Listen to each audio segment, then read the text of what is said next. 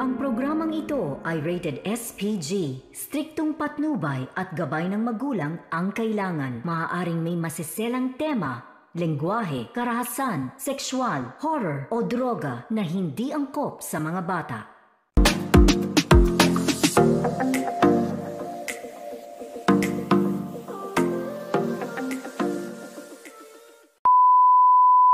Pumunta si Donna sa office ni attorney, kaibigan dati ni Gigi. Nangungumusta siya kung ano na ba daw ang nangyari kay Gigi. Gusto niyang magsampan ng kaso, pero sinabi naman ni attorney kay Donna mahirap magsampan ng kaso lalo na at walang ebidensya. Nadismaya naman si Donna. At sa restaurant naman, sa pangyayari kay Greta V at Blair ay agad namang umalis si Greta V nang wala sa mood nang dahil kay Blair. At doon inumpisahan na sinabi ni Blair na si Gigi daw ay si Greta. At agad naman sinabi ni Mayor kaya daw nakikita ni Blair si Gigi kay Greta dahil daw galit na galit siya nito. At sang-ayon naman si Allison at si Riley sa sinasabi ni Mayor. At nang umuwi na si Greta V sa bahay ng kanyang tita ay pumunta siya agad sa kwarto ng kanyang tita. Pero pinagsabihan siya nito na wag awayin si Blair at humingi ito ng sorry para hindi mapaghinalaan. Parang hindi sang-ayon si Greta V. Mukhang galit na galit ito at kailangan niya itong sundin.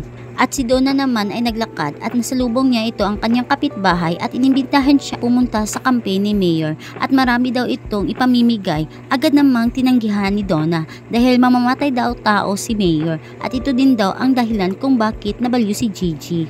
At sa fashion event naman, nagsimula na ang fashion show. Dumating agad si Allison at minamaliit ang kanyang kapwa fashionista.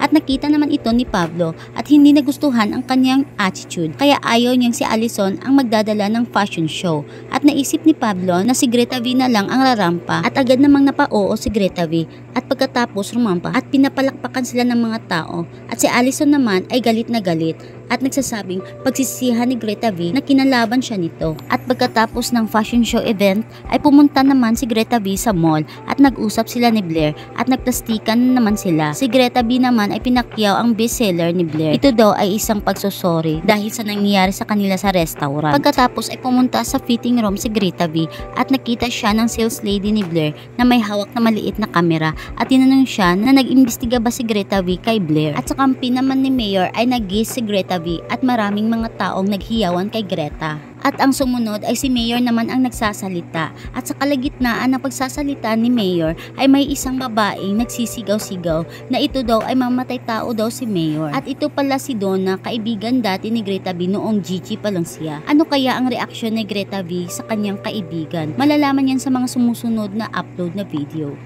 Kung gusto niyo tong mga ganitong video, please like and subscribe my YouTube channel and don't forget to click the notification bell para updated kayo sa mga sumusunod nating video. Salamat!